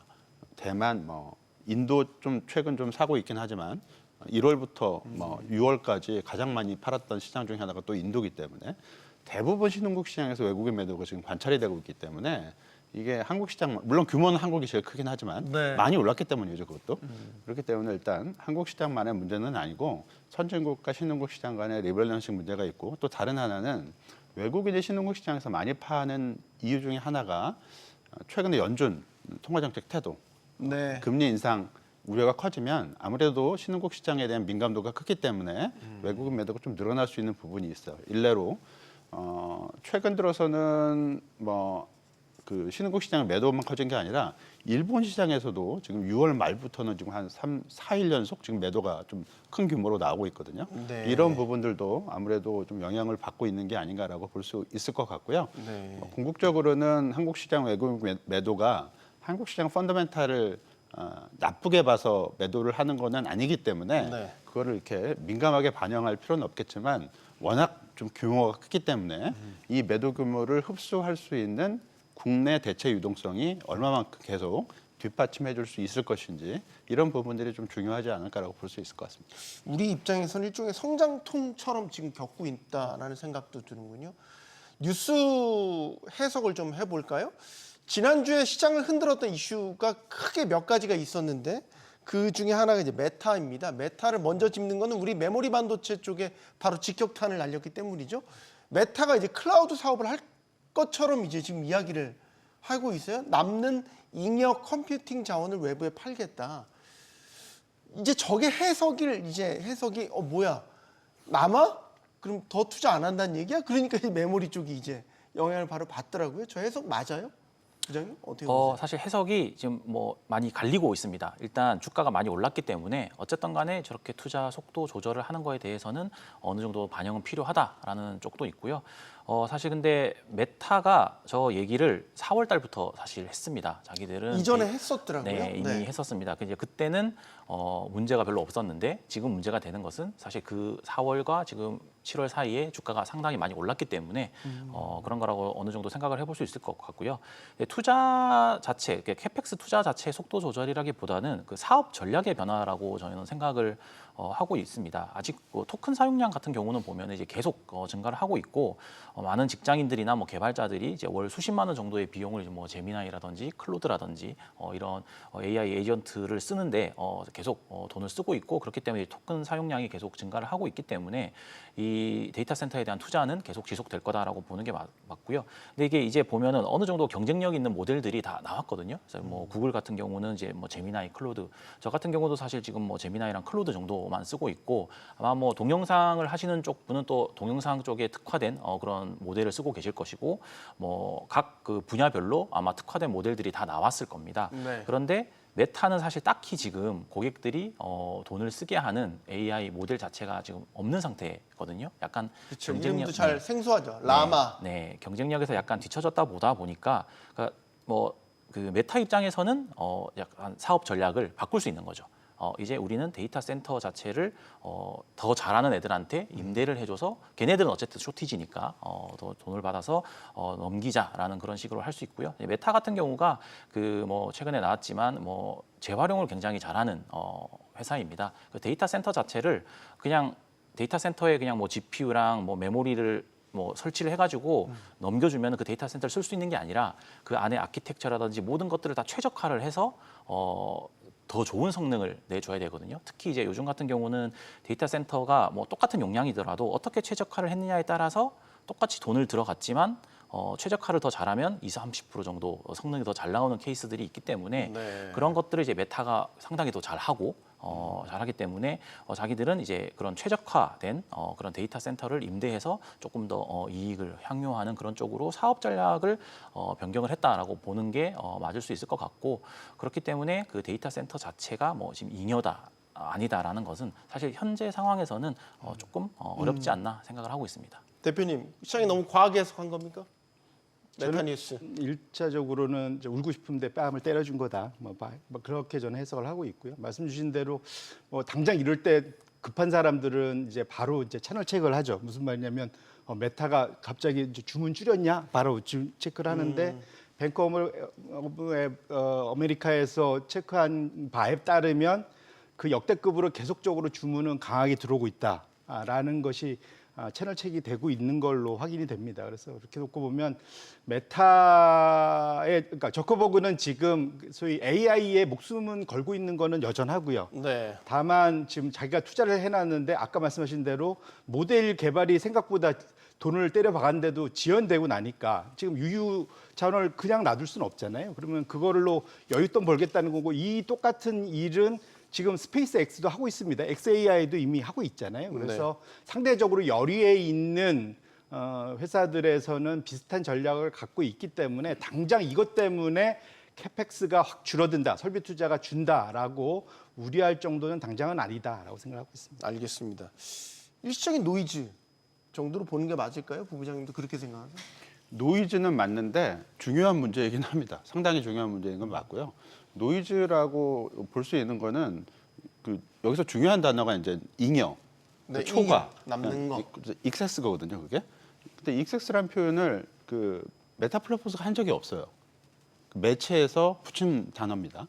그렇기 때문에 꼭 이게 메타 플랫폼스가 잉여 초과 이 부분을 얘기한 것처럼 와전이 돼서 이런 부분들이 조금 약간 해프닝이 좀 되지 않아 노이즈라고 볼 수가 있는 거죠. 근데 메타 측에서 왜 그러면 클라우드 사업을 진출을 놓고 봤을 때는 지금 뭐 챗 GTP나 제미나이나 클로드 이런 것들은 저희들이 많이 접해보는 건데 메타가 AI 투자를 하고 있다고 하는데 메타는 AI 어떤 서비스를 하는지 사람들 잘 몰라요. 네. 대부분 모릅니다. 네. 왜냐하면 메타가 진행하고 있는 AI 서비스는 일반 대중을 대상으로 한 AI 서비스가 아니고 광고를 AI하고 접목하는 서비스를 하고 있어요. 그걸 개발하고 있는 거고. 근데 이 부분이 수익화가 느리다 보니까 투자자들이 메타한테 그렇게 많은 돈을 투자하고 어떻게 수익화를 할 것인지를 올해 연초부터 계속 물어보고 있습니다. 거기에 대응하기 위해서 저커버그 CEO가 우리는 그러면 클라우드 사업을 진출을 해서 그쪽으로 수익화를 그러니까 2차적으로 당장 이쪽에서 나오기 어렵기 때문에 네. 이 부분을 먼저 공략해서 수익화를 먼저 해볼게라고 대답을 한 거라고 볼 수 있을 것 같고요. 이 자체가 AI 투자를 그럼 이제부터 안 하겠다, 줄이겠다라는 얘기하고는 좀 다른 문제가 될 수 있습니다. 물론 메타 플랫폼스 측에서 한 매체의 보도에 대해서 인정도 부인도 아직 안 한 상태이기 때문에 이거를 이번 어닝 시즌에서 확인하는 절차가 상당히 중요하고요. 상당히 중요하고 네. 이런 부분들이 이번 어닝 시즌에서 미국 어닝 시즌에서 이거 확인되기 전까지는 이 반도체 AI 투자 확대, 반도체 실적 전망의 지속적인 호전 이 부분을 사람들이 계속 의심할 수밖에 없다라는 얘기고요. 이 과정 속에서 매물 소화 과정을 좀 거치지 않을까라고 볼 수 있을 것 같은데 네. 전망은 그렇게 나쁘지 않습니다. 말씀드린 대로 이게 메타가 직접적으로 얘기한 게 아니고 메타가 당장 기존에 추진했던 AI하고 광고의 접목 이거 당연히 필요하기 때문에 메타가 여기서 속도를 늦출 가능성도 저는 거의 없다라고 보고 있기 때문에 네. 이거는 메타가 수익화 과정에 대한 투자자 의문성을 좀 해소시키기 위해서 새로운 사업 진출로 수익화를 우리는 병행해 나가겠다라는 측면으로 해석하는 게 조금 더 맞지 않을까라고 볼 수 있을 것 같습니다. 결국 메타의 뉴스를 해석하는 데 있어서 시장이 좀 잘못 본 것, 왜곡한 것, 과장한 것 뭐 이런 면들이 있을 수 있는데 중요한 건 바로 이거는 피해갈 수 없죠. D램 고정 가격을 보면 반도체 업황 사이클을 명확하게 알 수 있지 않습니까? 지금 가격 수준이 어디까지 올라온 겁니까, 부장님? 지금 사실 뭐 2분기에도 D램과 그 낸드 평균 그 가격 자체가 이제 전분기 대비해서 지금 40% 각각 막 50% 이렇게 지금 올라오고 있거든요. 네. 그래서 이게 근데 이 상태에서 지금 삼성전자랑 하이닉스가 또 3분기에도 가격을 인상을 해서 계약을 하겠다라고 얘기를 하고 있기 때문에 사실 3분기와 4분기까지도 뭐 성장률 자체는 조금씩 낮아질 수 있겠지만 계속 상승을 하는 그런 흐름이라고 보는 게 맞을 것 같고 말씀하셨듯이 다들 아마 지금 이 메모리 가격만 보고 계실 것 같습니다. 네. 뭐 그 어떤 뉴스나 어떤 뭐 내러티브보다도 그 메모리 가격 자체가 뭐 성장률이 둔화되거나 꺾이게 되면은 그 모든 신호가 될 수 있기 때문에 이제 다들 그것만 보고 계실 것 같은데요. 지금 사실 당장 뭐 쇼티지가 한 분기 만에 뭐 쇼티지가 해결이 되거나 할 수는 없을 것 같습니다. 네. 뭐 이게 반도체 자체를 투자를 하는 데 있어서 많은 시간과 뭐 자본 뭐 이런 기술들이 들어가기 때문에 지금 사실 메모리가 쇼티지인 이유가 그 공정 자체의 다양한 분야에서 쇼티지가 다 같이 나타나고 있기 때문에 메모리 반도체가 이제 쇼티지인 것이기 때문에 어느 하나가 좀 풀리더라도 뭐 예를 들어서 뭐 최근에 클린룸 같은 얘기도 나오는데 클린룸의 쇼티지가 좀 풀리더라도 다른 부분에서 또 쇼티지가 걸리기 때문에 메모리 반도체의 쇼티지가 지금 당장 해소되기는 좀 쉽지는 않다. 그렇기 때문에 뭐 최근에 뭐 LTA 계약을 맺으면서 장기적으로 계약도 이제 맺어놨기 때문에 꾸준히 계속 분기별로 상승하는 흐름들은 한동안은 좀 나타날 것 같다. 그렇게 생각을 하고 있습니다. 메모리 가격의 고점은 아직 네, 뭐 당연히 이렇게 봐야 될 것 같고 네. 약간 그 걱정들을 하셨던 게 우리 6월달 수출로 그 소위 그 반도체의 그 소위 수출 단가 계산을 해보면 네.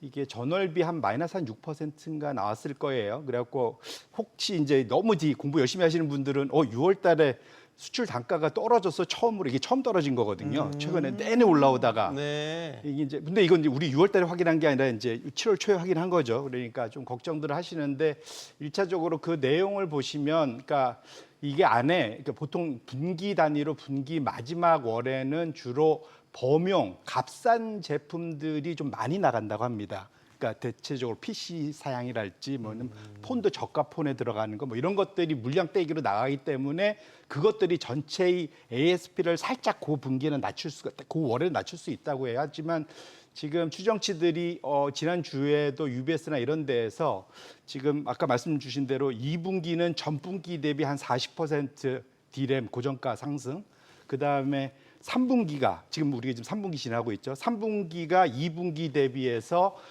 원래 예정치는 D램 한 18% 상승으로 생각을 했는데 증가로 생각했는데 30%로 올렸어요. 그러니까 지금 아마 채널 체크도 해보고 분위기 파악해 보면 지속적으로 지금 쇼티지가 나고 있다는 것이 또 다시 한번 확인이 되는 거라고 봐야 될 것 같습니다. 그래서 네. 삼성전자 뭐 전망치가 잠정 실적은 이제 숫자만 덩그러니 나와갖고 우리가 그걸 알 수 없긴 하겠지만 어쨌든 월말 가서 실적 발표 컨퍼런스 콜을 통해 갖고 확인은 돼야겠지만 전망도 상당히 강하게 나올 가능성이 높다, 저는 이렇게 생각을 하고 있습니다. 네. 자, 그리고 우리 또 하나 주목하는 게 지난주 이것도 뉴스이긴 한데 삼성전자가 파운드리 사업이 좀 기지개를 펴려나?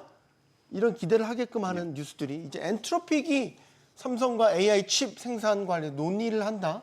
이 소식이 이제 외신을 통해서 나왔어요. 그러면 이제 예전에 이제 테슬라부터 약간 큰 고객사들을 파운드리 쪽에서 삼성이 드디어 잡는다라고 한다면 중요한 건 아까도 이제 여쭤봤지만 이게 이제 삼성전자 주가에 이제 플러스 알파적인 요소로 작용할 수 있지 않나?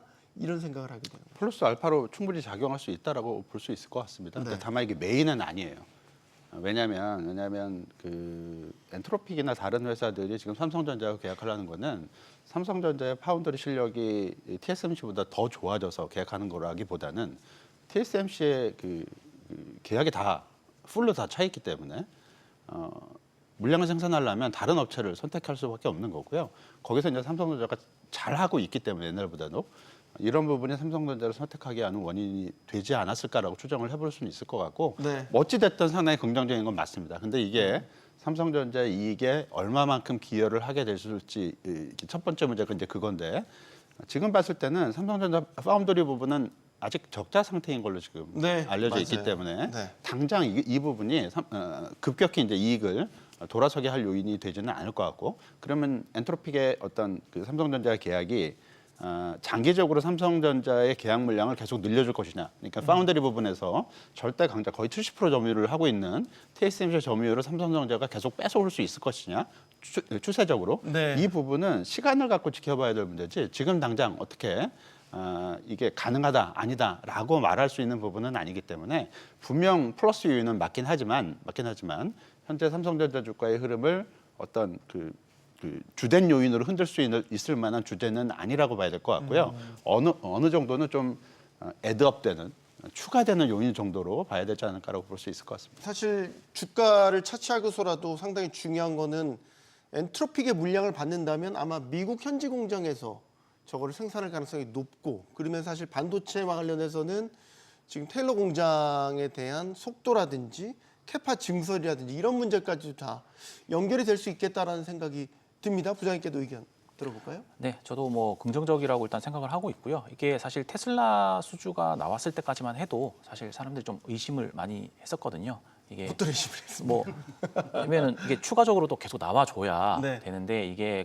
아까 말씀하셨듯이 그 TSMC 캐파 부족으로 그냥 얻어 걸린 게 아니냐라는 그런 사실 우려들이 좀 많았었는데 지금 삼성 파운드리가 자존심을 차릴 상황은 아닙니까? 그러니까요. 네. 네. 그래서 근데 이제 엔트로피까지 나왔으면은 이게 진짜 이 업황 자체, 파운드리 업황 자체가 삼성전자까지 흘러나올 정도로 좋다라고 한다면은 사실 아무리 뭐 이게 2등 업체라고 하더라도 업황 자체가 그 정도로 좋다라고 한다면은 그리고 이제 TSMC 자체도 갑자기 이거를 그 공격적으로 뭐 증설을 하거나 한다라고 하진 않았거든요. 계속 네. 그 가격 관리를 하기 위해서 계속 그 캐펙스 투자 자체를 제한하겠다라고 얘기를 하고 있기 때문에 이런 업황이 좋은 상태에서 2등 업체 삼성전자한테 이제 파운드리 물량들이 계속 좀 흘러나오는 게 나온다고 한다면은 뭐 충분히 이제 삼성전자 입장에서는 좋을 수 있고 이제 파운드리 그 자체가 이제 적자였다가 이게 어쨌든 흑전으로 이제 돌아서는 것 자체는 의미가 좀 있을 수 있다라고 생각을 하기 때문에 최근에 뭐 하이닉스 대비해서 주가가 많이 좀 부족했던 부분들이 이런 이제 추가 수주가 또 나오고 한다면은 충분히 좀 어느 정도 캐치업 할 수 있지 않을까 그렇게 생각을 하고 있습니다. 네. 이건 대표님께도 의견을 좀 들어볼까요? 네. 삼성전자의 파운드리가 부활한다. 예전 수준의 경쟁력만 회복을 해도 상당히 괜찮을 것 같은데. 네, 뭐 지금 상황은 일단 고객들이 다급해진 것만은 맞다. 네. 그러니까 말씀 주신 대로 삼성전자가 엄청 뭐 조금 잘하는 것도 있게 하겠지만, 근데 결론적으로는 삼성전자한테 최대 무기가 있습니다. 뭐냐면 HBM과 D램이 있거든요. 네. 그러니까 무슨 말이냐면 약간 이런 표현 좀 심하겠지만 끼어 팔기가 가능한 거죠. 그래서 지금 말씀 주신 대로 TSMC가 지금 캐파가 증설을 해도 상당히 보수적으로 하고 있기 때문에 그것이 한도가 금방금방 차다 보니 우선순위가 엔비디아가 다 채가고 나면 나머지들은 별로 못 받잖아요. 그러니까 네. 그 낙수 효과가 분명 나타나는 건 맞는 것 같고요. 그래서 시장에서 업계 사람들이 이해한 바로는 삼성전자가 영리하게 인텔로 갈 거냐 삼성전자로 갈 거냐 뭐 이런데 인텔의 수율이 최악인 거는 아주 유명하기 때문에 그렇게 놓고 본다면 지금 삼성전자의 그나마 어차피 HBM도 받아야 되니까 네. 추론 GPU 하나 갖고는 안 돌아가잖아요. 그러니까 HBM 붙여야지 돌아갑니다. 그러니까 기본적으로는 삼성전자가 훨씬 유리한 국면에서 고객들과 뭔가 대응을 할 수 있는 상황인 것만은 분명하기 때문에 그 이전보다는 파운더리가 돌아설 수 있는 환경이 정말로 잘 만들어졌다. 이번에도 못 돌았으면 정말로 좀 심각한 거다. 예. 이렇게 봐야 될 것 없지 같습니다. 않을까. 네. 예전에 삼성전자 파운드리 사업부가 왜 그렇게 TSMC에 형격하게 떨어졌냐라고 원인 진단을 할 때 메모리에 취해서라는 이런 진단들이 상당히 있었죠. 메모리가 워낙 많이 잘 팔리고 호황이다 보니까 별로 신경을 안 썼다가 그 사이에 TSMC가 시장을 다 장악해 갔다. 똑같은 실수를 반복하지 않겠죠. 네, 그럴 거라고 생각을 하고. 자, 이 이슈도 중요합니다. SK하이닉스가 이번 주에 드디어 미국 나스닥에 상장합니다. ADR 상장. 이거 어떤 변화가 이제 일어나게 될까요? 미국에서 이제 나스닥 창을 열었을 때 이제 하이닉스 주가 창을 볼 수 있는 거 아닙니까? 그렇죠. 긍정적이겠죠. 외국인 투자자들이 이제 그 우리나라에서 하이닉스를 안 사도 미국 시장에서 이제 하이닉스 거래를 할 수 있기 때문에 신기할 것 같은데요? 예, 접근성이 상당히 좋아지는 거고 외국인 투자자 입장에서는 이제 환 변동성에 대한 노출도 줄일 수가 있기 때문에 일단은 긍정적인 소식이라고 볼 수가 있습니다. 근데 이게 얼마만큼 그 주가에 영향을 미치고 이런 문제는 조금 시간을 갖고 좀 더 지켜볼 필요성이 있을 것 같고요. 왜냐하면 주로 이제 하이닉스 ADR 상장하고 많이 비교되는 게 TSMC의 이제 미국 그 ADR 상장하고 좀 비교를 많이 하지 않습니까? 네. 실제로 TSMC의 미국 ADR은 대만 원주보다 한 20% 이상 할증돼서 그러니까 밸류에이션이 PER 밸류에이션이 좀 높게 네. 거래가 되고 있기 때문에 하이닉스도 이제 그런 수혜를 받을 수 있지 않을까 재평가의 어떤 기반이 될 수 있다라는 기대가 있는 것 같고요. 다만 이 부분은 좀 고민을 해봐야 될 부분은 하이닉스가 이번에 그러니까 SK 하이닉스가 미국의 ADR 상장하는 규모가 전체 발행 주식의 한 2.5% 정도가 상장이 되는 걸로 알고 있습니다. 네. 규모는 한 40조에서 한 45조 원 정도가 될 것 네. 같고요. 근데 다만 이제 TSMC는 그 원주의 20%가 지금 미국 시장에 상장이 돼 있고요. 규모는 TSMC 지금 시가총액이 한 2조 2,500억 달러 정도 되니까 거의 뭐 한 4,500억 달러? 한국 돈으로는 한 700조 원 정도가 됩니다. 네.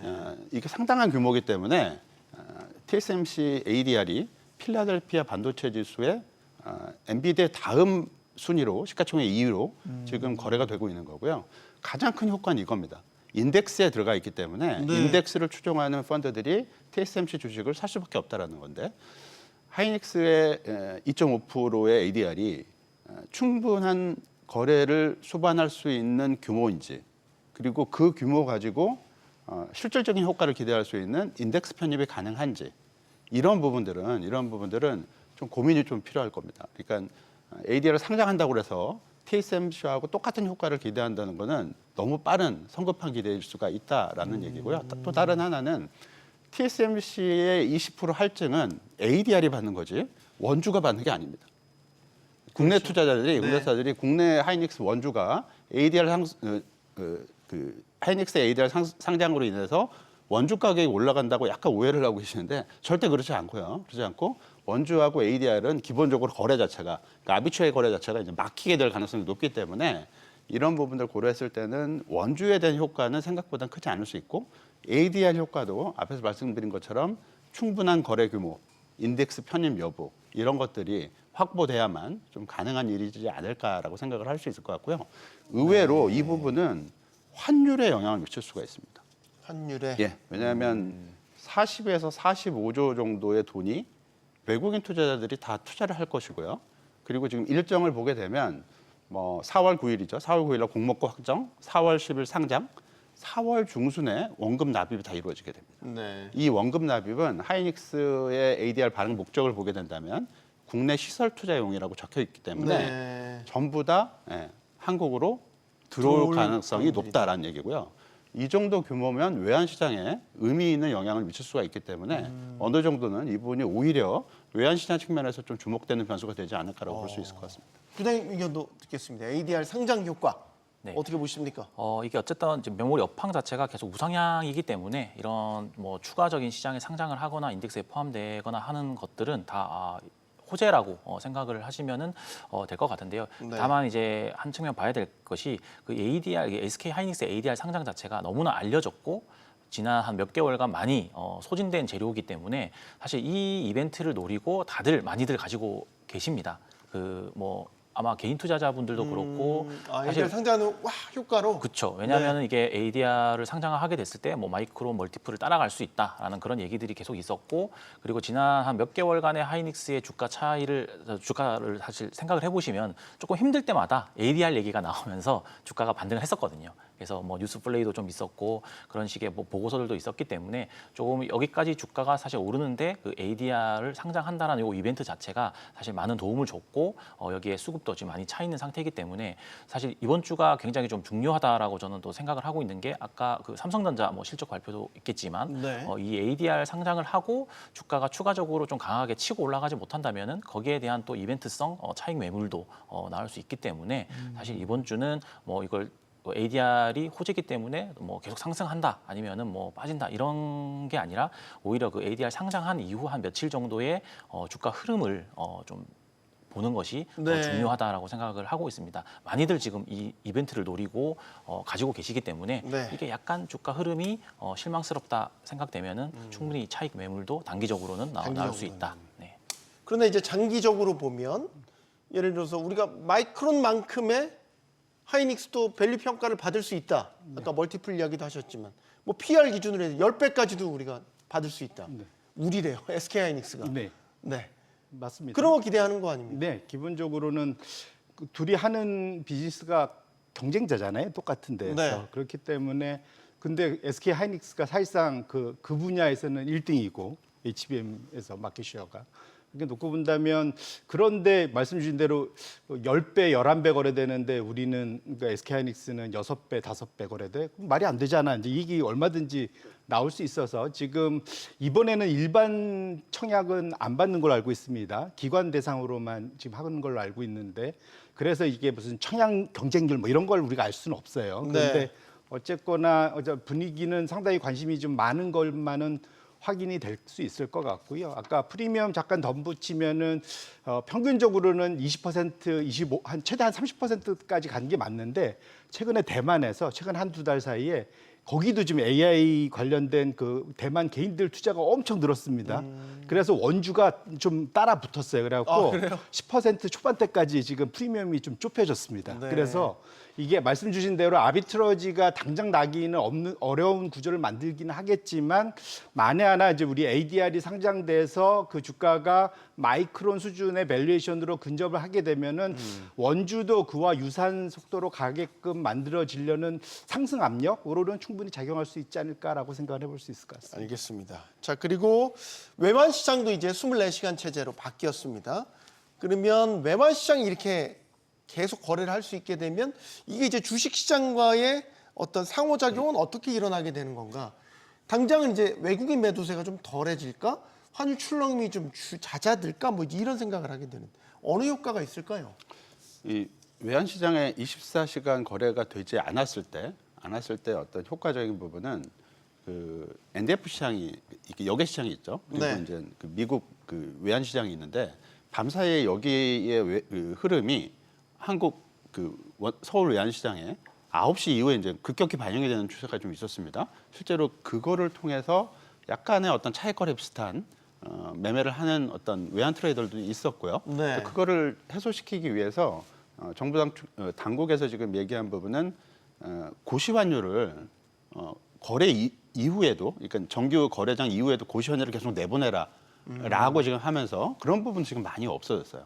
많이 없어졌는데 어쨌든 24시간 외환거래 측면을 이렇게 되게 된다면 해외 시장에서의 변동성에 따른 충격이 한국 시장의 개장 직후에 바로 반영이 되는 그런 구조들이 상당 부분 더 완화될 수가 있다라고 봐야 될 것 같고요. 이건 이제 변동성을 좀 줄여주는 효과가 있다라고 봐야 될 것 같죠. 근데 다만 이제 그 24시간 외환시장 거래하고 같이 병행이 돼야 될 부분은 이 상품 거래예요. 그 외환시장을 거래를 하는 이유는 외환 트레이더들이 뭐 그 외환 거래를 하기 위해서만 이렇게 거래하는 게 아니고 주식시장 또는 채권 시장 이런 어떤 같이 연계될 수 있는 거래가 같이 이루어져야 되는데 지금 아시다시피 외환 시장만 24시간이고요. 다른 건 24시간이 아닙니다. 네. 아니기 때문에 이런 부분들이 연동돼서 움직여야만 상당히 활발해질 텐데 아직 그런 부분은 아니라서 외환시장 거래가 뭐 상당히 많이 활발해져서 본장의 어떤 변동성을 더 줄여주는 그런 어떤 적극적인 역할을 하기는 좀 어려울 것이다라고 볼 수 있을 것 같고요. 또 다른 하나는 24시간 외환시장 거래가 흔히 말하는 글로벌 벤치마크 기관에서 한국 시장의 선진국 시장 편입 요건 중에 하나가 될 수가 있기 때문에 네. 24시간 외환시장 거래가 되면 선진국 시장 편입에 바짝 다가가는 게 아닌가라고 기대를 해볼 수가 있는데 약간 좀 결이 다릅니다. 왜요? 왜냐하면 그것도 요구했던 거 아닌가요? 예, 그렇죠. 예. 일정 부분 이게 요구되는 부분은 있기는 분명히 맞긴 하지만 그 글로벌 벤치마크 기관에서 한국 시장한테 요구하는 거는 그 원화의 국제화거든요. 그러니까 원화가 24시간 거래를 요구하는 게 그 목적이 아니고 해외 외환 시장에서 원화를 거래할 수 있게 해달라라는 겁니다. 24시간 거래하고는 약간 다른, 네. 결국 그렇게 되면 24시간 거래가 되는 건데 한국 시장에서 24시간 거래를 허용해달라는 것보다는 해외 외환 시장에서도 선진국의 모든 통화들은 해외 외환 시장에서 거래가 되기 때문에 한국이 선진국 시장에 편입되려면 해외 외환 시장에서 한국 원화가 거래될 수 있게 해달라는 게 요구사항이거든요. 근데 그 우리는 사실 IMF를 겪으면서 쉽지 그때 않습니다. 많이 폐쇄적이 네. 됐죠 그때. 선진국 시장 편입만을 노리고 그거를 허용하기가 쉽지 않다는 얘기입니다. 그래서 흔히 말하는 언더라인이라고 하는 근본적 문제를 제기하는 부분이 여기에 있기 때문에 24시간 외환 거래가 허용됐다고 그래서 그 제기됐던 언더라인 문제가 완전히 해결될 것이다. 이렇게 기대하기는 좀 이른 감이 있고요. 이 네. 부분들은 전체 국익 차원에서 좀 논의돼야 될 문제가 좀 되지 않을까라고 볼 수 있을 것 같습니다. 부장님은 어떤 견해세요? 네, 저도 뭐 거래 시간을 늘리는 것 자체는 그 아까 말씀하셨듯이 뭐 MSCI 선진국 편입 뭐 이런 것들을 위한 조치라고 생각을 하고 있고 사실 뭐 단기적으로 원화 가치나 뭐 변동성에 크게 영향을 주지 않는다라고 저는 그냥 생각을 하고 있는 약간 논이벤트성 뭐 이슈라고 저는 생각을 하고 있는 게 이게 뭐 주식을 하는 사람 입장에서 봤을 때 NXT라는 이제 거래 시간이 늘어났잖아요. NXT를 하면서. 네. 근데 NXT를 하면서 사실 그 NXT 시간에는 그 유동성 자체가 부족하다 보니까 뭐 가끔씩 뭐 거래 몇 주 거래가 되면서 튀면서 이제 뭐 변동성이 커진 것처럼 보이긴 하지만 실제로 우리가 그거를 변동성이라고 볼 수 있나? 실제로 거래가 거의 없는 시점에서 주문 실수 같은 걸로 인해서 일어나는 어떤 그 그 아웃라이어이기 때문에 그런 걸 사실 우리는 변동성이라고 얘기를 하지 않고 본장에서 이루어졌던 충분한 거래가 이루어지는 상황에서 이루어진 그런 거래들에서 변동성을 저희는 이제 얘기를 하기 때문에 네. 이게 뭐 24시간을 뭐 늘려준다고 해서 갑자기 야간 시간에 원화가 거래가 활발히 될 것 같지도 않고 어쨌든 뭐 조금씩 늘어나긴 하겠지만 본장 기준으로 거래가 많이 될 텐데 그 시간에 뭐 유동성이 좀 부족한 시간에 튀거나 한다고 해서 그게 유동성을 변동성을 줄여주는 역할을 네. 할 것 같지는 않다라고 생각을 하고 있고요. 저는 이게 환율 자체 이제 원화 약세 자체가 지금 크게 문제가 아니라고 저는 생각을 하고 있는 게 이게 우리나라만 원화가 약세면 문제일 텐데 옆 나라인 일본도 지금 엔화가 굉장히 엔화 약세죠. 네. 약세이기 때문에 이건 그냥 글로벌 트렌드상 재정 정책을 강하게 쓰는 나라의 환율은 당연히 떨어지게 돼 있습니다. 그래서 일본 같은 경우도 뭐 지난해 하반 그 연말에 새로 이제 총리가 올라오면서 재정 정책 드라이브를 세게 걸고 있고 우리나라도 이제 정부 바뀌면서 재정 정책 드라이브를 세게 걸고 있기 때문에 이게 풀리는 돈의 속도가 다른 나라보다 빠르다. 그렇기 때문에 약세고 심지어 이제 BOJ 같은 경우는 지금 작년부터 한 4번 정도 금리를 인상을 했는데도 환율이 전혀 안 잡히고 있습니다. 그렇기 때문에 뭐 이걸 금리 인상을 한다고 환율이 잡힐 문제도 아니고 그냥 환율 자체는 지금 그냥 재정 정책에 따라서 약세이기 때문에 크게 이것 때문에 뭐 우려를 할 필요는 없지 않나 그렇게 생각을 하고 있습니다. 알겠습니다. 자, 이번 주에는 삼성전자 2분기 실적, 또 SK하이닉스의 미국 나스닥 ADR 상장이라는 대형 이벤트가 예정돼 있습니다. 투자자들에게는 반도체 펀더멘털이 탄탄한지를 확인하는 또 검증의 시간이 될 것으로 보입니다. 토론 마치겠고요. 여기는 모든 경제가 모이는 SBS 비즈입니다. 시청해주신 여러분 고맙습니다.